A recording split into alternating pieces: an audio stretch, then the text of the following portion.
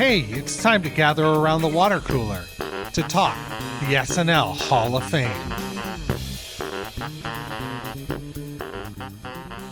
Hey, it's JD here, and welcome to the SNL Hall of Fame water cooler. It's a pleasure to be here with you. I'm parched, so let's head down to the water cooler area where I'm going to meet Joe and Shari. There they are. Joe, how you doing this week, buddy? I'm good. Shari, how are you? I'm doing great. I got my water bottle right here that I just filled up at the water cooler, nice and cold. Well, let's talk some SNL Hall of Fame. This week we had an excellent episode where Ashley Bauer came on to present her case for Adam Driver. Shari, do you want to take us through the episode? Sure. I would love to. Very happy to get to hear from Ashley again. This was her second time, I believe. Her first time I wrote down. Let me see. We'll skip that because it'll take me a while to find Kate it. McKinnon. Kate It was Kate McKinnon. McKinnon. Thank you, Yeah. JD. Your memory, you and Joe's memory far surpasses mine. Yes, that's right. Kate McKinnon. And of course, Kate is very close to getting in. So we'll see how Ashley does with Adam. She and Thomas did an excellent job of taking us through some of Adam's best sketches. And there are too many to list. And he, of course, has been a host 4 times. Who knows? Could be number 5 this season. I know they talked about it on the Saturday Night Network. The chances of him coming back possibly look pretty good. Other hosts have done back-to-back seasons. So we'll see how that goes. And Ashley made an excellent case. She and Thomas both reminded us that his serious acting chops really add to his comedic talent. It really makes him an even better comedian when he comes to something like SNL. So I think that's pretty much the rough run through right there. Nice. Joe, what do you have to say about the episode this week? I mean, I agree with Shari. I agree with the episode. Adam is an intense, dramatic actor, and if you look in SNL's history, I mean, I'm just kind of going off of if you look at because that also applies to other great hosts like Tom Hanks, John Goodman, Alec Baldwin. So, if to go back to what everyone else was saying, could he host again? John Goodman did. Alec Baldwin did. I mean, all these other intense, dramatic actors did who've also done great jobs. So, will he be back next year? I mean, more than most likely. It depends on who else they want. You know, but if there is an open spot, I could see them, calling him in. I'd be all for that. I'm a big fan of Adam Driver as a host on SNL. Do you guys have a favorite moment or, a moment that will be on his plaque, perhaps, if he were to be enshrined in the SNL Hall of Fame? I mean, I got one that I think everyone just goes to. To me, when I heard he was eligible, the first sketch that popped into mind was Undercover Boss. Me too. Right. Right, of Me course. too, 100%. Because it does two things. It takes a role that he was known for at the time. So it's kind of like, well, why should this guy host? And it's like, well, we'll take his Star Wars character and apply it into the world or framework of Saturday Night Live. And then he just scores, and scores. He's like playing both the Kylo Ren character as well as like a Saturday Night Live character. Like, so basically Kylo Ren in a Saturday Night Live context. And to see, the big heavy of the Star Wars universe as someone getting picked on, that, and have him be just as great as everyone else in the sketch. I mean, that's just like a great way to meet him. Because it was probably because I think they said in the other show, that was the first sketch after the monologue on his first show. So it's like, yeah, like you see that sketch and you're like, yes, okay, this guy, he belongs. Let's do this. And then he hosted 4 more times, and like you're just constantly thinking of like why should he host? You think of that, and then you're like, yeah. They even sequelized it, like they said. Yeah, I think one of the things that made that so successful as well was it is a bang on parody of Undercover Boss. I a guilty pleasure have spent a lot of time watching Undercover Boss, and they really frickin' nail the conceit and the delivery of the show. So I think that enhances it as well. What do you think, Shari? I agree with what both of you Jays have just thrown down. It is a remarkable parody. I am not as big a fan, JD, of Undercover Boss, but I know a lot of people who are. And I have watched it at least once or twice to kind of know what the conceit is and how it kind of moves along.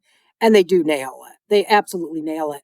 And the thing I want to mention that you two hadn't, but that Thomas and Ashley both mentioned, is how well he plays with or plays off of or others play off of him.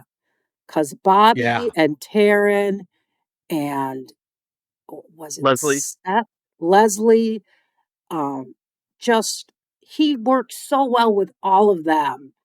And they're all coming into a universe that he already inhabits. And somehow it all works. I know Bobby is a huge Star Wars fan. So I love that he was able to get involved in that and become a part of the universe. I could tell he's having a ball. And they just all mesh so beautifully weird. and they tell such a great story. And to add to everyone's point, uh, everything comes together in the end where they're taking Undercover Boss, putting it in the Star Wars universe, and then Adam Driver, the writing and the performance of Adam Driver giving I forget who it is, but giving him the card that says after a rain comes a rainbow. Sorry, I killed your son, and it's like every part of that sketch, like just in that one line, it's like the writing, the performance. I mean, everything is shown off in that brief 5 seconds. Did you just clap at us? Well, I mean, I didn't mean to, but I was trying to signify the moment. I mean, I because here's the love thing, it. even though I'm doing a podcast, I talk with my hands. So if you can't, I know you can't see me, but I'm conducting my. It's just how I am. But here's something else I just want to go off of, especially what Shari said. Adam blends in with Mm, the cast when he hosts. That was a big note I wrote when I was listening to the podcast and watching his sketches. He can either be the center point, the fall guy. He could, like in the Oil Tycoon and Career Day, yes. Oh or yeah. I mean, we'll get back to that, but or he could be the straight man, which is usually a thankless role in the sleepover sketch, where he's the dad who's telling everyone about what happened to his So house. funny. You know, usually like because I could see like if it was Kate McKinnon or like a female host, they would have the little girl saying, "Oh man, that's weird," and then you would have someone else, Taron Killam, or someone being the dad saying what happened. But to have Adam do it in such a and to see like him do that and Sleepover, and then be the same guy in Oil Tycoon, that's range. And then like the fact that he could do any role, like any that calls for him in a sketch, he could do it. He could be big, he could be subtle, he could be whatever they need him to be, he could be. He's probably a dream to write for. Hmm. Yeah, because like he could do accents, he could be angry, he could be and then like in the kitten skit, he could be playful and happy, and so he just has that range that usually cast members have. Yeah. Agreed. Shari, is there a sketch? There's Joe said Undercover Boss. You said you weren't as down with that. Did you give us a sketch that you appreciate? Oh no, I definitely agree with Undercover Boss. That would have been my choice, Oh, actually. okay. Yeah, totally. Both the original and the sequel.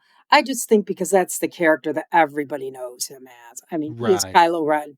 He will be Kylo Ren for the rest of his career. And what I like about him is he's okay with that. He's not one of those Hmm. actors. I'm looking Yeah. at you, Harrison Ford, who like, I don't want to talk about Han Solo. Adam embra- Adam embraces the fame that Kylo Ren brought him and has ran with that. And I really admire that about him. And he brings that to I do SNL. too. Every character he gives 100%, just like he did with Kylo Ren, just like I know he's done a million roles. I can't even think of all of them. I believe I've seen most of his movies, but he's in so much. And he's fairly young, so he's got a robust career. So I see him being a John Goodman or as Steve Martin. I think he's going to come back many, many times in the future. At least Oh, that's that's my good opinion, and I news. think I'm right because I just see him being around for a long time because he's so versatile. As far as another favorite sketch, I have so many. I agree with Joe, the one with Pete Davidson where he plays the crazy oil tycoon. I just watched that yesterday. Yeah. Unbelievable. Mm. And I had somehow missed the one he did with Bowen where they're the couple expecting or trying to have the baby rather. The gay couple. Mm. Me too. When I heard that in the podcast, I was like, "Wow, I don't recall that," but Somehow it's I missed funny it as because we heck. we have to watch on a sketch by sketch off of YouTube now, and somehow we missed it, and I never went back and watched it, and I was so happy that Ashley and Thomas talked about it because I made sure to watch it this time, and again, Adam and Bowen, who would put them together, right? But they are completely believable as a couple. I just loved it. Again, another ensemble sketch where Mhm. Adam just blends in. Agreed. Yeah, it's funny, I from a comparison perspective, does he end up being a Goodman, Hanks, Baldwin, or does he end up being a Timberlake where he's works with one sort of generation? It'll be interesting to see in the years that move forward if he doesn't show up this year. Will the cast change dramatically after 50? I don't know. It could be interesting to see what 51 brings us uh in those terms. So Yeah, yeah, right. To go off of that, uh, to answer your question, will he blend in with future casts? It's worth mentioning that he doesn't have a specific sketch that he does with a specific cast member. Like how right. Timberlake did. Well, I know. bringing on down the Yeah, yeah. Rappinville, or you know, Dick in a Box. So he's able to say, like, I'll come back, and he doesn't have to do that sketch with that cast member, and that cast member has to do a cameo. Like, he could just show up and do whatever, and then, do a kid, do something innocent, do something intense. He could, he's not tied down Yeah, to a cast member. that's true. I wanna add Yeah. to what Sorry, Sharon. I wanna add to what no problem. I wanna add to what Joe was saying because that it was exactly how I was thinking. JT was very tied to Jimmy Fallon. He was very tied to the Lonely Island. And when they left, they were like his besties. When they left, I think he was no longer as interested. Whereas Adam doesn't have that. He's not tied to any one cast member, just like what Joe says. And I think his career is not stalling out. Sorry, JT, but he kind of disappeared for a while, which I get because he had young I agree. kids. He had young kids. I get it. But he walked away. I don't see Adam walking away.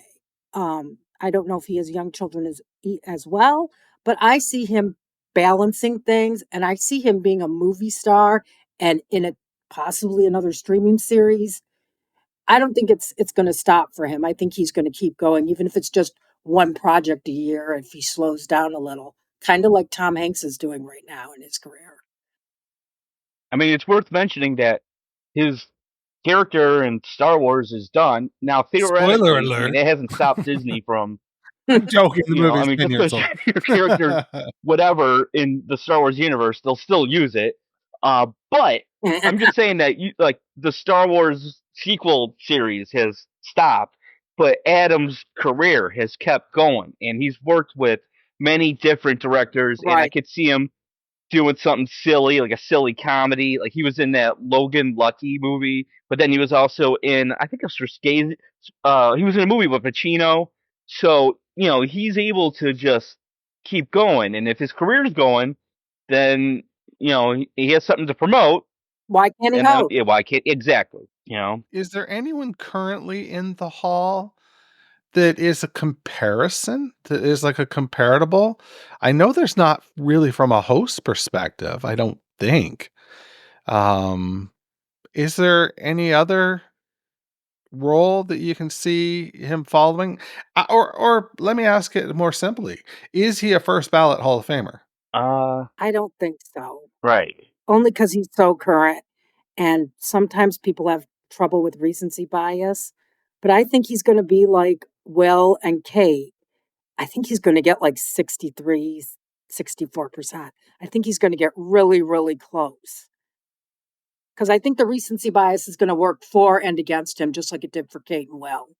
So, Yeah, I still think Kate that's a travesty. she'll be in this year. She should have been first She'll Absolutely. ballot. she'll be She in. should have been first ballot. Yeah. Uh, Okay, I would be remiss to lose this opportunity while we're around the water cooler to talk about my favorite sketch, and that is Del Taco. So I'm real curious what Shari and Joe you think about the Del Taco sketch by Mooney and Bennett. I mean, that is something where the host could have been like a director, and then you could have had the three cast members doing that, the bulk of that sketch. But because Adam is so awesome at being a cast member, he's able to just blend in, and have the same rhythm as the other two. And that's Beck Bennett and Kyle Mooney, which it's if you're looking at cast members, uh, you can't look much further than those two when it comes to keeping up, because they are banana pants sketches, Hmm. typically speaking. Yes. And it's almost like they're bringing him into their world because they have that rhythm that they Yes. have with each other, and then it's like, okay, why don't we have the host come in and try and do what we do, and then he's able to do it. I Yeah. mean, almost to the point where you don't even know which one's speaking Yeah. to a degree. And I almost feel like this was a rare moment where Kyle's almost like the straight man, or the Hmm. one that they sort of play off of. Kyle's sort of the Play-Doh, and they're, you know, Beck and Adam are the ones who are like trying to mold him into this perfect Del Yes. Taco Yes. actor. And it's so great. It's almost like a sandwich, right? Yeah. We got the bread on both ends, and then here's poor little Kyle in the middle. And it's I thought you were talking about tacos at first. I was going to say you're going to create controversy here. but they're just not a trio, again, not a trio I would have put together in my head, but work so beautifully. And then a little bit of is that Cecily who plays the female? I think it not Cecily. No, it's Chloe, is it one of the Chloe? Chloe. It's Chloe. It's Chloe Chloe. Yeah. Feynman. Yeah, Chloe Feynman. She puts her little touch in there too, and it's just a really nice melange of talent kind of coming together from all different angles. Yes. Yeah, I couldn't agree more. I It's going to be interesting to watch. If he does get 60, it's going to be like, well, why the heck doesn't he get 66? But we shall see. Let's wrap things up here with taking a look at the previous three nominees: Beck Bennett, Sherry O'Terry, Garrett Morse. If you were to rank the four in likelihood of getting in order, adding in Adam. this week, we're adding in Adam Driver. What does that ranking look like in likelihood of getting in? Joe, we can start with you. I would say I would go Sherry first. Actually, no, I changed my mind. Garrett Morris first, then Sherry, then because I know this is gonna sound bad. Then Beck and then Driver, because I just feel like the other three have done more overall. Well, but So that being the case, and I know Adam's a host, that's but right. That's right. yeah, So of course he can't have done as much as a cast member. And that's why it's important to, like you wouldn't say a director at the Oscars, well, he didn't act well enough because he's a director. Yeah, you know what I mean? Like they're rewarding him for being the best director rather than being the best actor. So yeah. you're falling into the trap, Joe, is what I'm trying to say. I guess, and maybe it's also because he's recent. I mean, I again, how about this? It's only because it's those three. I mean, if we were doing this earlier in the season or something, if I had to rank Adam Driver to Beck Bennett, then maybe I would do Driver over Beck. But it's just, I don't know. It's just, and I guess I'm ranking them in the order that they all appeared in too. So That's true. maybe it's a subliminal thing. I mean, but it's just how I feel. I mean, I'm sorry, but Well, no, don't apologize. Shari, how about you? Okay, so I'm giving what I think is going to happen, not necessarily what I agree with. But I think it's going to be Adam first. I think he has the best likelihood of getting in because he was so recently on the show and he blew the roof off the place. His episode was really good, one of the best of the season. I think then Beck, because again, I think recency helps. And then Garrett and Shari are going to be neck and neck, but I think it's going to be Garrett and then Shari. And they're going to be very close. Yeah, I think you're right. Shari to me has a similar path to Molly Shannon. I can see that. Whether or not she makes it, we shall see. But similar path in my eyes, and I believe Molly started in the 20s. So I don't even think Shari has the following that Molly has. And Shari hasn't been in the public eye. Molly's been on stuff and doing stuff. Molly hosted within the last 4 years, right? Yes, and she's on that TV show with Vanessa Bayer that was Yes. not a huge hit, but plenty of people watched it. So she had some things going on, whereas Shari has stepped away from Yeah. the screen. And I'm not blaming her from that. No. I'm just saying that people have, we all know we're super fans. So yes, we have longer memories, but a lot of the voters are casual fans, I believe. And they're barely going to know who Shari is, let alone Garrett. So it'll be interesting to see. But Garrett's been in Two Broke Girls and stuff, so that may help him. That's a good point.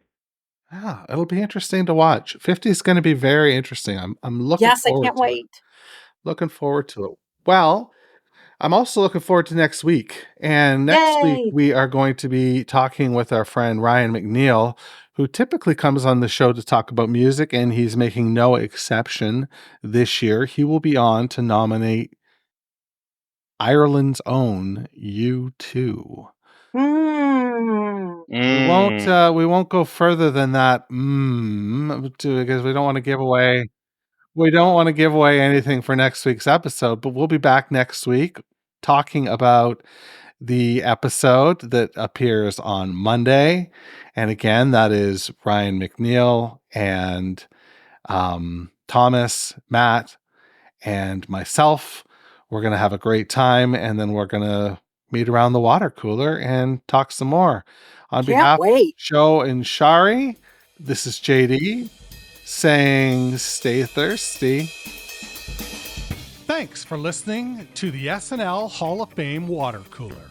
To connect with Joe and Shari, join our Facebook group at facebook.com/group/SNLHOF. To email the cast, write to snlhofwc@gmail.com. Please subscribe, share, rate, and review the show wherever you get your podcasts.